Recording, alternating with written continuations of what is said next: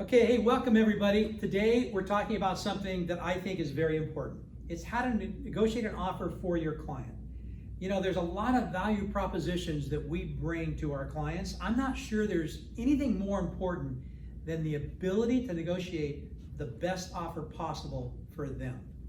Now, there was a recent study that came out by NAR, and it said that 71% of home sellers admitted that they argued during the process.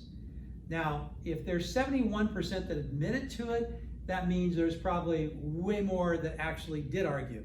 And I don't know if you've ever been in negotiations, you probably have, and you've probably argued a little bit during that process with your partner. So it's pretty common that that's done.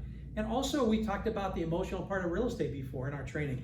And it is an emotional time, no question about it. So we definitely have to understand that we need to lower our expectations of our clients during this time.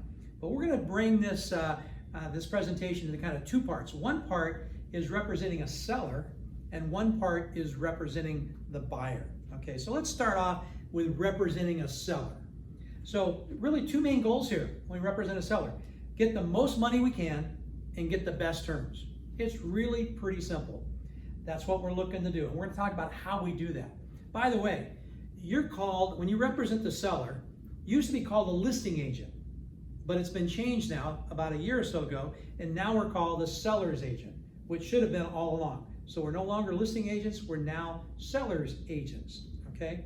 So now let's go to the main goal if you represent the buyer. It's a little bit different, not a lot, but a little bit, okay? We want to get the right house for the buyer, in some cases, in most cases, their dream home.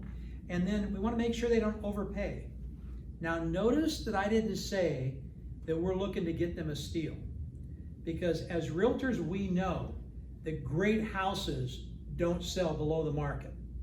You get a good home out there, you're probably going to have to pay market value for it. So our goal is focused on the house itself, getting the right house at a fair value, okay?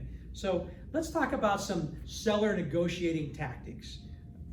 First of all, the first thing we want to do is we want to create a great relationship with the other agent. This is always important.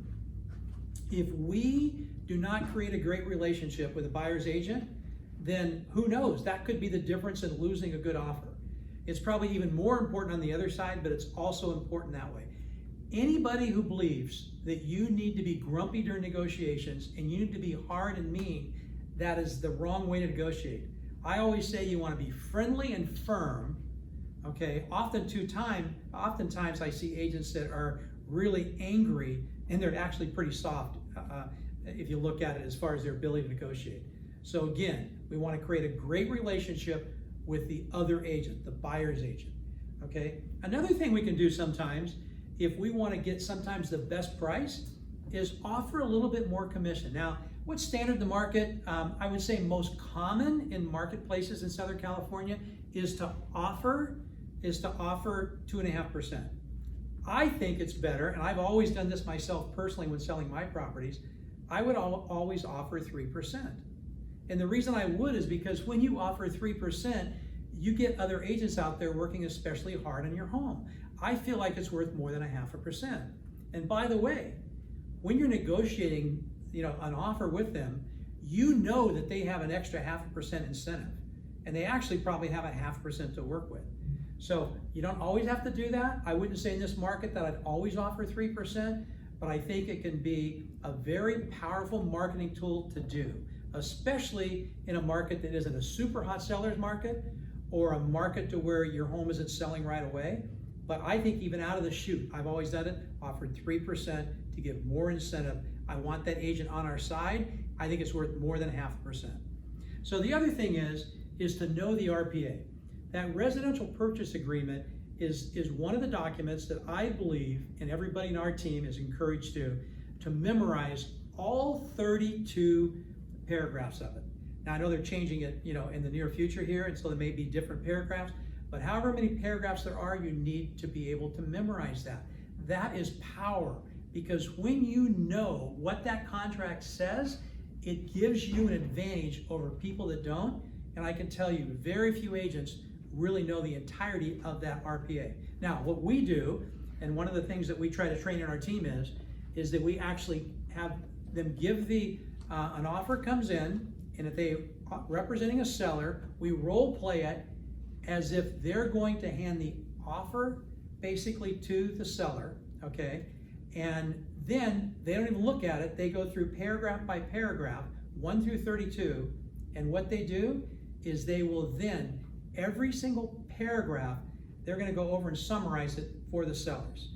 Now, once you do this on the first time, you don't need to do this every subsequent offer afterwards, but it takes about 7 to 10 minutes to do that, to give them a summary of what all 32 paragraphs saying, and you should be able to know the headings and what they mean, so you can do that without looking at the offer. It's very powerful.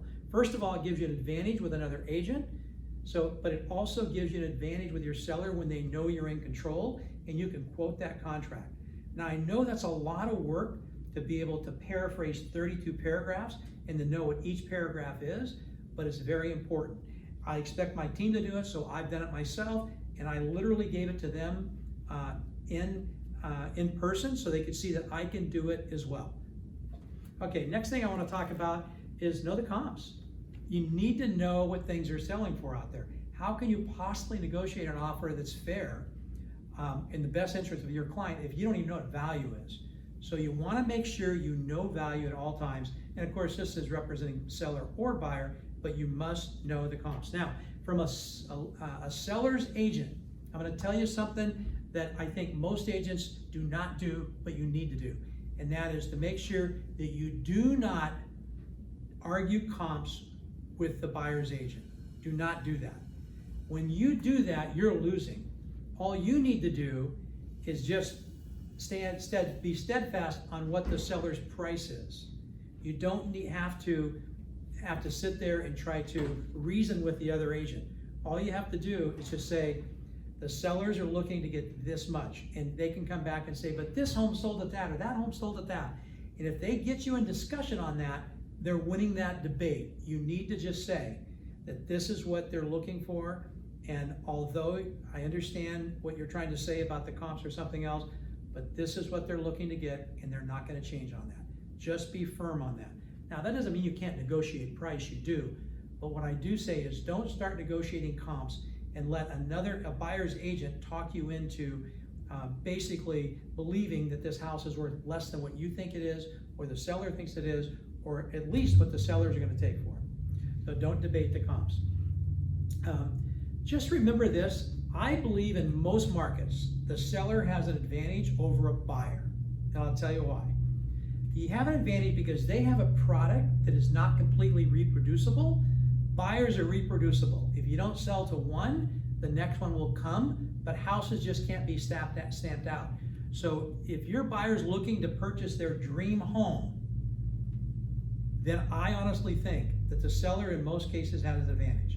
Now, that might be changed in a market to where it's a buyer's market. That might be more of a level playing ground, but where it's a seller's market or more of a neutral market, I believe advantage seller. So remember, when you're representing the seller, you start off with an advantage. Take advantage of the advantage that you're given, okay? Always be honest to other agents about offers that are coming in. I know it's common within this industry to puff, okay? But puffing is just kind of a short word for bordering on lying, okay? So don't puff this. If there are no other potential offers coming in on this home, then and the agent asks you, are there other offers? Just tell them, not at this time. Now you can say, we've had other showings, I've had phone calls of interest, but be honest with them, because if you're not honest with them when you don't have other offers, they may not believe you when other offers do come in. So just be honest with them. Now, if there are other offers on the property, you can also be honest with them as well, that there's other offers. Now, you would never tell them what the other offers are unless it's in the seller's best interest. If it is, you can tell them what other offers are. But for the most part, I like to keep offers confidential, okay? The number of offers that they ask me, I'll let them know. If there's other potential interest, I'll let them know that as well. But be honest, your reputation isn't worth losing over one listing trying to puff about all these offers that you have or might have. If somebody else has said that they have a high degree of interest in the property, you can share that with another agent. But if they haven't said that, then don't share it. Let's be honest about that. So again, always honest about potential offers or offers you do have. Now, one thing you can do is you can encourage people to write offers, even if you think they might be writing a weak offer, in order to potentially boost, your advantage for your negotiating. Let's say, for instance, that you have $1 million property and you have a client that maybe an offer that came in at $990. Okay, probably a good offer depending on the market. A lot of times that would be just a done deal, depending on how hot the market is and what the value of the property is. But let's say you have another agent coming back talking about it, but they said, they can only present $975, that's most they can offer. I'd encourage them to write the offer and let them know that the seller will listen to all offers. Then you now have a situation where you can counter both offers. That's a multiple counter situation, and you might be able to use that, to your advantage in getting a higher price for the seller. But remember, you cannot ever present a multiple counter offer unless you counter both offers. So in other words, if you have two offers on the property, but you're only going to counter one, that's not a multiple counter. Just because you have multiple offers, a multiple counter is only a multiple counter when there's more than one counter offer going back. Now, you can counter a weaker offer to a price that you know that they have no ability to pay just to put it out there. Because remember, you have the ability to accept the final offer in a multiple offer situation. So again, you do have the ability to strategize for your seller, but it must be done in an honest and ethical way. So upon the final counter, one of the things I often like to do, and this is just to get a little bit more. So let's say that this offer comes in at $990 on this $1 million property. It's the only offer we have. And the seller says, listen, this is a good offer. I feel comfortable. We feel like we hit it on value there, and we want to go with this offer. But you kind of like to make sure that you get the best terms you can too. Now, remember I said you want to get the best price and the terms. So you have a good price, but now let's work out some good terms here too. So perhaps the seller would like a few more days to stay in the property. So you could go back and kind of verbally ask if that would be a possibility. But one of the things I like to do, one of my favorite things to do, is to go back to the other agent and say, hey, listen, we like your offer, we like everything about it, we're close to accepting it, but I want to have a little dialogue with you, a little talk before the seller sign this. They like the offer. I think they'd like to know that when you do the inspections on the property, although we don't know of anything that's wrong with the property, we would like to ask that you take the property as is. As the RPA states, buyers take the property as is, but they have the ability to do inspections and make repair requests. And if the sellers don't take care of the repair request, or not willing to agree to them, the buyer has the right to cancel. So it's a little bit misleading to say all our homes are sold as is. They are sold as is with exceptions, is the way I would put it. But you might be able to get a little bit more and say, hey, listen, will you go easy and not hit us on minor things? If there's some major things on there that we didn't know about, then certainly we'll talk to you about those. But can we just get kind of an agreement with you that you'll take the property pretty much as is unless there's something major wrong with it?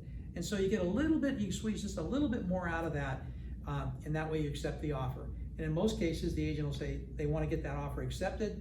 They'll kind of acquiesce to this idea that, okay, we'll be gentle on our repair requests. Okay, so now that we've kind of hit on some major things of how to represent the seller and seller negotiating tactics, let's go into the next one, which would kind of be the buyer negotiating tactics. Okay, so the first one is, just like with a seller, we want to create a relationship with the seller's agent from a buyer's agent's perspective. I think it's even more important to create a relationship when you represent the buyer, but I'm going to say this, it's always to your client's advantage for you to have a great relationship with the other agent. I always call it buddy up as much as you can. Now, you still work in the interest of your client at all times. However, you can be friendly about it. This does not need to be an angry negotiation. I can tell you there are more offers that fall apart or not put together because there are angry parties involved. So your job is to keep this on the most friendly basis you can, and yet represent your client to the fullest of your ability. You don't have to be mean to do that, okay? The next thing is when you're trying to work with your buyer to present an offer, what you need to know is everything you can about this property, the seller's situation, and kind of the agent's perspective. Now, it's kind of interesting how many people in this business do not take this part of the business serious. They're working with a buyer, they look at some comps, they decide they want to write an offer, they write an offer, and the first time they really talk to the other agent is after they've got the offer, or maybe they're just a quick phone call to say, I just want to check if there's any offers before we present. No, you want to talk to that listing agent. There's all kinds of information you can get that can be beneficial to your process in your negotiating tactics. So, but there's a way to do that, okay? The best way to do that, I'm going to say it this way. If you want to get information, you must give it first. So what I'm saying by that is when I call the agent, and let's say I'm going to call Sally and talk to Sally about this. Say, hey Sally, we've shown your property over on Montellano, and my buyers have, and this is the phraseology I always like to use, some potential interest. Those are the words I like to use, potential interest. That doesn't say we're really excited and you got to have this property, and it also doesn't say, well, we kind of like it or we're not sure about it. No, we have some potential interest, okay? That leaves a big range of what that means, okay? In most cases, it means that we're considering writing an offer, but I want my phraseology, potential interest. Then I share a little bit of information about the buyer, okay? Before I ask for anything, I share. I want to set the table for what this relationship is going to be, and it's going to be one of sharing information about my buyer, and hopefully they'll share about their seller. So I might say, we've been pre-approved up to $1 million.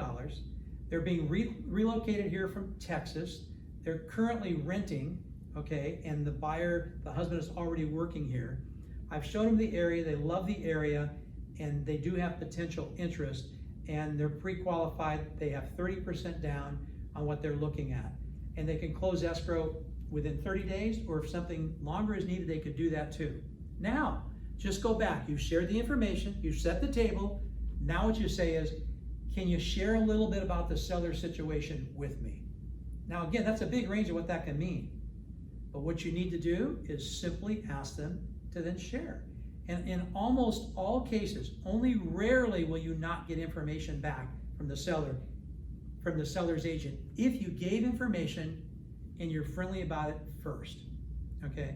Probably the only time I ran into much problems with this was in the foreclosure era several years ago, when you represent a buyer and you're working with an agent that is working with all of these foreclosure properties and the reload properties, and all of a sudden they don't want to talk about anything. It's kind of like, don't even call me, just send your offers in, okay? But that's not traditional or typical. Typical is you have an agent representing the property. It's not a foreclosure REO situation, and you can get a lot of information out of them. Now, what I like to ask is, you know, where the seller's at. I like to start off with the soft questions a little bit, like, hey, where are they moving to? Are they looking for a short escrow or a long escrow? And then I get into kind of more, you know, serious questions, kind of build on that. Have there been any offers on the property, or are there any offers right now? And then I want to get down, hey, and I kind of share it in a simple way. And it's kind of like some of the tough questions that we have in real estate are just best simply put. Like I was trained years ago by my first broker, Tom Barber. If you want to know how much a buyer makes to pre-qualify them, you simply ask, how much money do you make? Okay, I think the same thing applies here. When I'm asking a listing agent what the price is, I just simply ask, hey, what are the sellers looking for as far as a price? Help me with this. And now, in most cases, they're not going to tell you exactly what they're looking for, although that does happen more times than you'd be surprised how many times it does happen. But they'll give you some range, and then with some follow-up questions, okay, some follow-up questions to those, you'll actually, interestingly enough, you'll probably get a pretty good idea of where they're at. Now, sometimes this might be more than what you're willing to pay, and it might even send you away from this property. Other times, it may be exactly what you need to know, or it might be, oh my gosh, I got more information than what I really thought.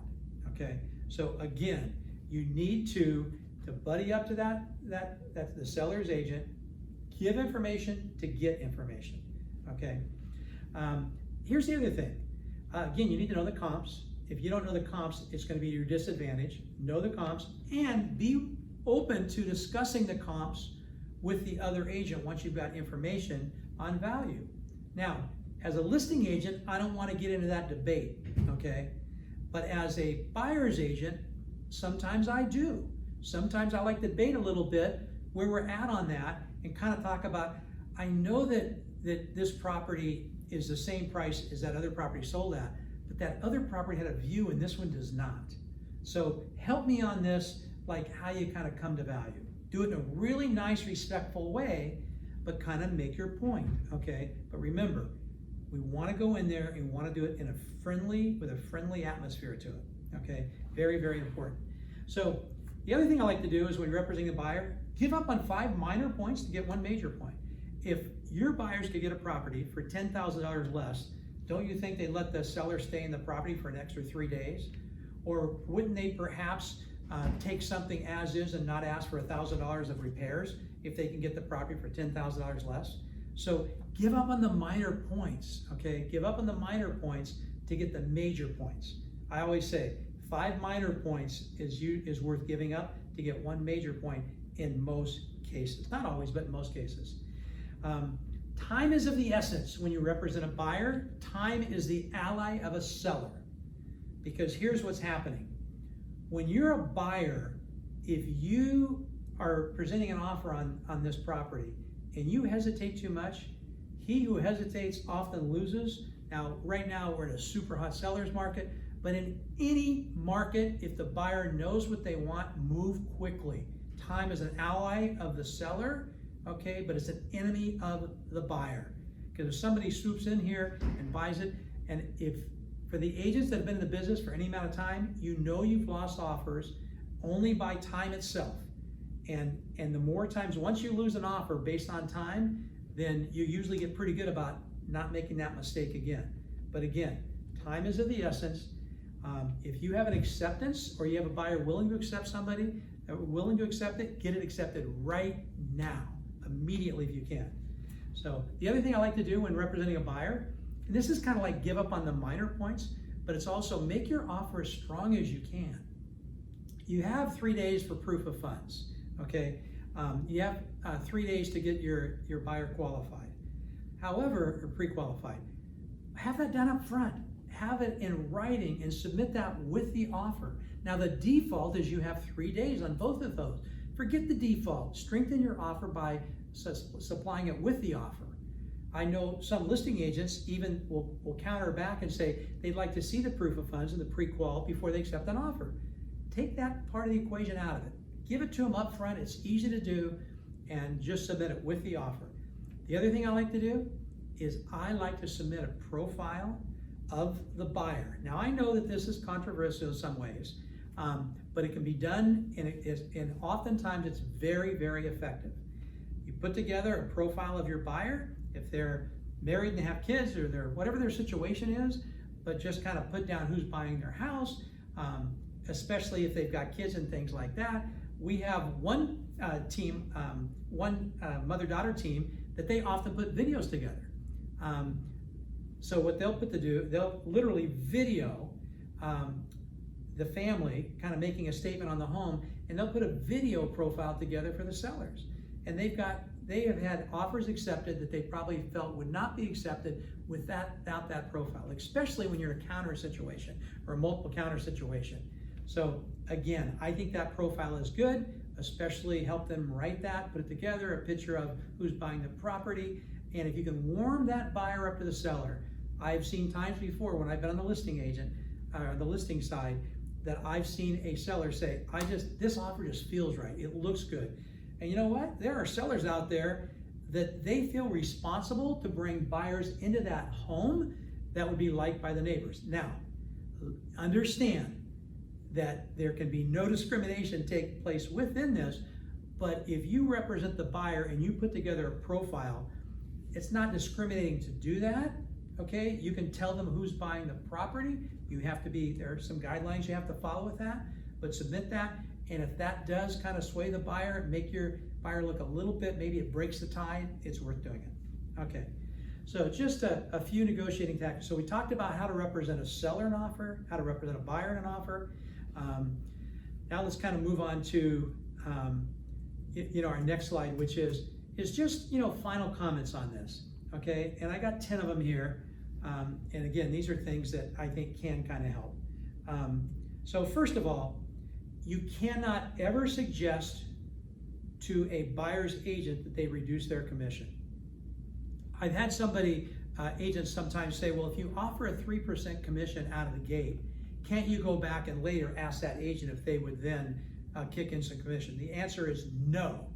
You can never, as a listing agent, ever suggest to a buyer's agent that they will reduce their commission. If they wish to reduce their commission, then they may do so. By the way, reducing a commission is never done on a counteroffer.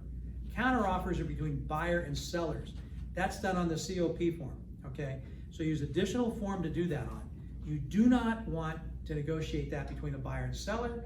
Now, if a buyer's agent wants to kick in or something, that's their own issue. Now, if a buyer's agent, you're offering 3% and they're within 0.5% to put this deal together, they're in most cases will understand that math, and they might do something if you're just that far apart. However, you cannot ever recommend it. Remember, when we take a listing, we take the entire listing fee is ours. If it's 5 or 6%, that's ours, and we offer the other agent, we make a commitment in the multiple listing service what we're offering them, and we cannot in any way change that without it being their idea and their consent to do that, okay? So remember that. The other is the power of the pause. When I'm asking questions, whether it's especially with a listing agent or a seller's agent, but even a buyer's agent sometimes, there's this dialogue that goes back and forth. And within a conversation, there was known as, kind of normal time periods to how you respond in things. Well, if you want to get more information, and a lot of times after I ask a seller, I might ask them, or the seller's agent, so tell me, what's the seller looking for a price? And the seller might say, well, they feel like it should come pretty close to asking price. There's a little bit of flex in it, but not a lot. So instead of just jumping in when they finish that sentence, just give a little bit of a pregnant pause. In most cases, that uncomfortable enough, that being just uncomfortable just enough, will add a few more comments, and that's where the truth comes in, okay? So sometimes you can use the power of the pause in communication to get a little bit more information out than what you might have. So now a mistake that probably young agents make or new agents make, not so much young agents, but new in the business, is oftentimes they will tell their client that they get an offer accepted as soon as the other agent says, well, we're gonna accept this offer. So understand, you never ever relay an acceptance to your client unless you have it in writing. Most new agents at some point will think they have an offer accepted based upon what the other agent said, and then they find out that it's not. We had a situation on our team with a newer agent on the team, and young, very good agent by the way, but the seller said they're going to accept the offer as soon as their plane lands. They just got one more connection to make back from Chicago. Once they get here, they're going to sign that tonight. And we'll accept the offer. Well, guess what? During that time, another offer came in, and that other offer was better than my agent's offer, and so guess what? Their offer wasn't accepted. So you never relay an acceptance to your client unless you have it in writing. Remember, in real estate, if it isn't in writing, it isn't. Just keep that as your understanding. Okay, so the other thing is stay cool. He who loses it, loses. So no matter how much you're involved with discussion, whether it be with your buyer, your seller, or the other agent, don't ever lose it. And you need to always understand, he who loses it, loses. Okay, stay calm. That's the way you negotiate. Focus on win-win. You guys may have seen my opening slide here. The opening slide said win-win negotiations. Win-lose negotiations means there's a winner and a loser, and usually that loser figures out they're a loser, and that at some point becomes a contract that isn't completed. So even though that you're doing the best you can for your client, understand that you still want to put together, to the best of your ability, something that works for your client, but also understand that win-win is the best negotiating tactics. So again, that's why I started this whole presentation off with win-win negotiations. And then here's the thing, don't get too attached to a single outcome. This idea that you have to buy this home or this has to get accepted or whatever, do your best, okay? But I think if you put too much stress on yourself to have to make this offer work or whatever, it's kind of felt by the other agent, and they kind of know that they have you right there. They kind of know that they've got you, okay? So again, be careful on that. And I want to close by saying, because we're kind of done on talking on this, and because during this time, there's not a live audience here, there's no questions, you can always ask me questions later. But the one thing I want to say is if there's any subject at all that you want to have training on, we may have it in our planning right now and it's going to take place, or we may not have, but let me know and we'll do our best to bring it forth to you, whether it's from us or somebody else that we think is a better expert in that subject. But if you've got an area that you want training on, please let me know. And with that, I just want to say, take care.